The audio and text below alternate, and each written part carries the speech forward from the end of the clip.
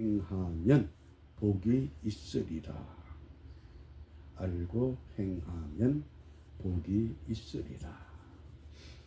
우리 이번 주 암송 성구, 우리를 인도하시는 하나님의 은혜가 어떻게 우리에게 형성돼 가는가.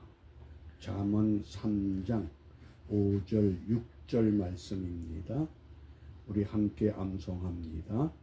너는 마음을 다하여 여호와를 의뢰하고 내 명철을 의지하지 말라.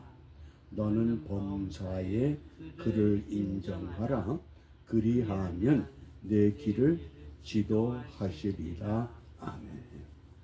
범사에 모든 일에 좋은 일도 있고 나쁜 일도 있고 건강할 때도 있고 병약할 때도 있고 기쁠 때도 있고 슬플 때도 있고 무슨 일을 만나든지 하나님만 인정하라.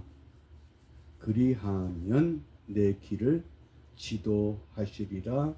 내 길을 이끌어 주실 것이다. 우리가 이 약속 때문에 이 땅에 머물면서 생로병사라고 하는 우리를 괴롭히는 문제들이 우리를 힘들게 할 때마다 얼마든지 그 과정을 믿음으로 은혜로 잘 통과하는 줄 압니다. 이러한 믿음을 요한복음에서 어떻게 말씀하시는가. 이 요한복음 1장부터 21장 내용의 구조를 숙지해 주시기 바랍니다.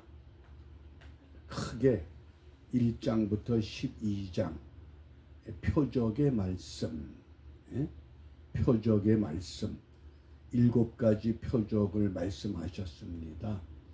물로 포도주, 왕의 신하의 아들을 치유하시고 38년 된 병자를 고치셨고 오병이어의 표적, 물 위를 걸으신 표적, 또 날 때부터 소경된 자의 눈을 뜨게 하신 표적, 그리고 죽은 나사로를 일으켜 세우셨습니다. 왜 이러한 표적들을 말씀하시느냐? 가장 중요한 것은 13장부터 20장이 십자가를 짊어지시는, 우리는 십자가라고 하는 것이 힘들고 어렵고 고통스러운 것, 그러나 우리 주님께는 영광의 십자가. 그러므로 13장부터 20장은 영광의 말씀을 선포하십니다. 특별히 13장부터 20장을 두 단락으로 구분하면 13장부터 17장은 예수님의 고별사입니다. 그리고 18장에서 20장은 십자가의 죽으심, 그리고 마지막 21장이 요한복음의 결론입니다. 결론을 어떻게 맺습니까? 베드로를 향해서 네가 나를 사랑하느냐. 어떤 결단을 했고 어떤 행동을 했고 어떤 자리에 있던 베드로, 그러나 마지막까지 택한 자를 불러서 하나님 편에 세우시는 네가 나를 사랑하느냐.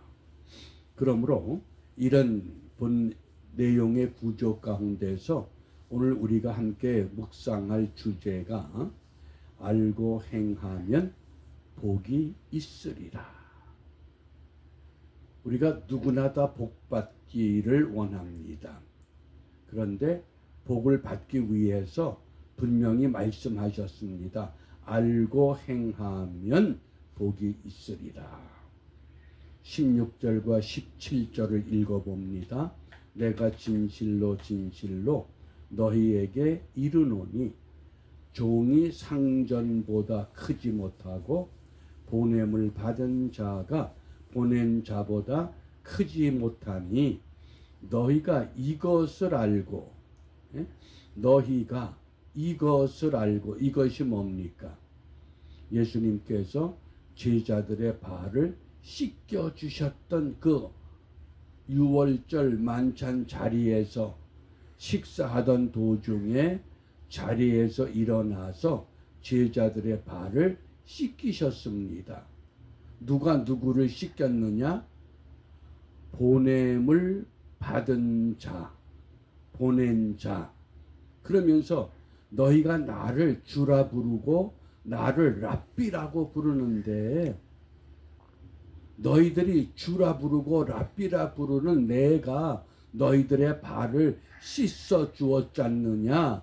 너희가 이것을 알고 행하면 복이 있으리라. 우리 번역에 알고 그랬지만은 이 알고에 해당하는 헬라 단어가 에이도입니다. 에이도. 내가 보았다, 내가 본다, 그런 뜻입니다. 제자들이 직접 예수님께서 발을 씻어 주시는 것을 두 눈으로 똑똑히 보았다는 겁니다. 가룟 유다도 봤습니다. 나머지 11제자 모두 봤습니다. 그것이 에이도라고 하는, 대개 요한복음에서 안다 그럴 때에 아주 중요한 기노스코라는 단어를 씁니다. 기노스코라고 하는 것은 영적인 체험으로 아는 것을 말합니다. 그런데 예수님이 발을 씻어 주신 것, 기노스코 영적인 체험까지 아니더라도 너희들이 직접 스승이, 주인이, 주가 발을 씻어 주는 것을 눈으로 똑똑히 목격하지 않았느냐, 그 얘기입니다. 그러니까 행하면 복이 있다. 그래서 이 복이라고 하는 이 마카리오스가 마태복음 5장 우리 산상복음에 나오는 팔복, 복 있는 사람은 할 때 그 복과 같은 용어입니다. 어떤 것이 복이냐? 그래서 알고 행하면 복이 있다. 예수님께서 제자들의 발을 씻어 주셨던 이 사건을 경영학에서는 어떻게 표현하고 설명하느냐? 서번트 리더십 그럽니다. 서번트가 뭡니까? 종, 하인. 하인의 지도자 자격. 서번트 리더십. 이게 그 경제학에서 경영에 성공하는 비결의 가장 중요한 요소라고 설명합니다. 이것이 어디에서 왔느냐? 요한복음 13장에 예수님께서 제자들의 발을 씻어 주셨던 그 사건에서 유래가 됐습니다. 예수님처럼 제자들의 발을 씻어주는 경영을 하면 반드시 경영은 성공한다고 하는 결론입니다. 그 미국의 유명한 포춘이라고 하는 경영 잡지가 있는데, 그 잡지에서 미국의 성공한 CEO, 경영자들을 설문조사를 통해서 얻은 결론도 이 서번트 리더십입니다. 내가 경영자, 최고의 경영자, 자기의 어떤 자리, 자기의 자격, 자기의 어떤 위치, 이것이 중요한 것이 아니라 경영자의 마인드. 그러니까 이미 우리 예수님께서 제자들의 발을 씻겨 주심으로 말미암아 최고의 승리를 이루어 내셨다고 하는 것을 우리가 경영을 통해서도 확인할 수 있습니다.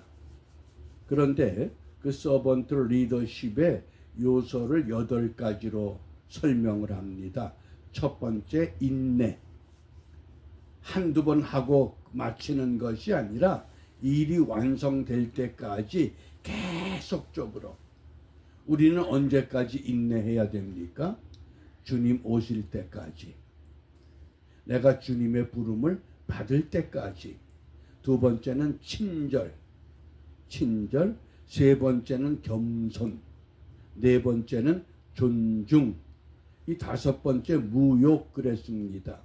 무욕은 욕심을 갖지 않는 것. 내가 무엇을 얻기 위해서 욕심을 갖지 않는 무욕인데, 좀 더 구체적으로 다른 사람의 욕구를 채워주는 것. 이것이 실천의 목표로 소개가 됩니다. 나는 욕심이 없지만은 다른 사람이 요구하는 것, 다른 사람의 욕구를 채워줄 때, 그 다음에 여섯 번째가 용서, 그리고 일곱 번째 정직, 여덟 번째가 헌신입니다. 헌신이 뭡니까? 자기를 낮추고 자기를 희생하는, 그 철저한 그것이 헌신입니다. 그래서 구약 성경에 보면 최초의 헌신이라는 단어가 어디에서 나오느냐? 출애굽기 32장에 보면 모세가 하나님께로부터 계명을 받기 위해서 산에 올랐습니다. 그런데 산 아래에서 백성들이 어떤 일을 했습니까? 지도자 모세가 보이지 않는다고 금송아지를 만들어 놓고 금송아지를 숭상하기 시작한 겁니다. 그때 모세가 백성들을 향해서 너희들에게 이렇게 잘못된 길을 선택하게 한 너희들의 그 사람들이 누구냐? 형제냐, 가족이냐, 친척이냐? 그래서 그 모든 사람들을 다 도륙하라 그랬습니다. 다 칼로 쳐 죽였습니다. 수많은 사람들이 희생을 당했습니다. 그리고 그때에 비로소 헌신하게 되었다. 그때 나오는 용어입니다. 내게 있는 모든 것 주께 바칩니다. 그런 게 아닙니다. 내가 예수를 믿으면서 예수 믿는 과정 속에서 잘못된 모든 것 완전히 칼로 잘라내는 그런 아픔과 고통을 겪은 후에 비로소 헌신이 이루어진다고 하는 겁니다. 그러므로 우리가 이 아침에 무엇을 기도하느냐?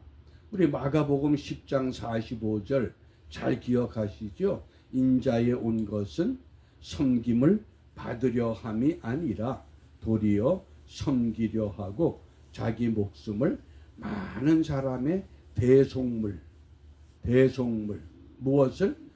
목숨을, 생명을 주려 함이다. 그러므로 우리가 이 아침에 섬김의 기쁨을 알게 하옵소서. 예수 믿는다고 하는 것, 우리 예수님께서 제자들의 발을 씻겨 주심으로 서번 리더십을 우리에게 보여주었던 것처럼 오늘 우리도 내가 있는 그 자리에서 내가 무엇을 하든지 섬김의 온전한 모습. 왜 그렇습니까? 이 복이라고 하는 것이, 우리는 유교의 동양의 복은 내가 받는 것, 내가 채워지는 것이 복의 개념입니다. 그러나 하나님의 말씀은 복은 주는 것에 있다고 결론을 맺습니다. 사도행전 20장 35절에 주는 것이 받는 것보다 복이 있다. 내가 줄 수 있는 것이 무엇이냐? 나는 무엇을 줄 수 있는가? 무엇을 줄 수 있는 것? 내가 줄 수 있는 것? 그걸 찾아서 내려놓을 수 있는 이런 은혜로 오늘 우리 이 하루가 은총의 복된 한 날이 되시기를 바랍니다. 기도합니다.